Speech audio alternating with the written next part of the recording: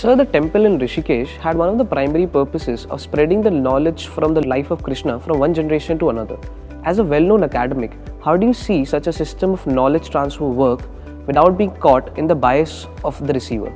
You can see that the process of transmission of knowledge is different from transmission of wisdom. Knowledge is like, you transmit knowledge at the level of the mind, cerebral. You give content and the content is processed by the mind. But wisdom transmission happens by influence. Just the presence of the teacher. Even without uttering a word, there can be so much transmission. Body language, his gestures, the way he looks at you. Think of the bias of the receiver like a glass of warm water and the transmission of wisdom like a cube of ice. So you drop a cube of ice in warm water and the ice will slowly melt, it will vanish. The water will cool down. There will be no trace of ice there. But the ice has done its job. So transmission of influence, which is what wisdom is like ice dropping inside a glass of water. So when one ego dissolves and the other ego resists, the ego that is dissolved will also dissolve the ego that resists. Because, if you just push my hand with your hand, palm, so just push as much as possible. Can you feel the push? Just push again. I'm not resisting it. But if I resisted it, what will happen? Then you will feel the push, right? So if there's no resistance of the ego, then you will not feel the urge to push anymore. So if my ego dissolves, your ego will dissolve automatically.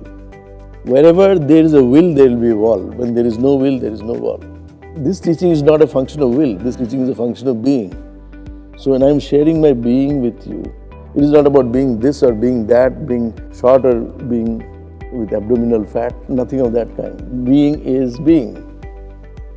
Being this and that comes much later. So sharing of being is like sharing an ice cube, sharing its coolness.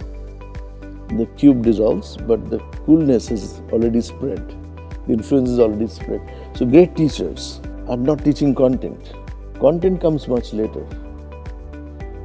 They are teaching you how to be present through their own presence. So when you're present, then you will pick up that influence. That presence is very critical. So you ask me, what is the very nature of the transmission in the context that the book Keshav talks about transmission of knowledge? His very presence is transformative. Because this presence is not about acquired knowledge. This presence is about being who you are, being natural. Are you with me? If you look at birds in the sky in a battle formation, now when the leading bird gets tired, somebody else takes over from behind. They don't communicate with walkie-talkie, they don't have a sophisticated communication system. There is no knowledge transmission, there is only presence. The bird is present to the fact that the leader is tired and so he has to take over. This attention to your environment, attention to details, all this has become possible because there is this quality of presence. That's how transmission happens.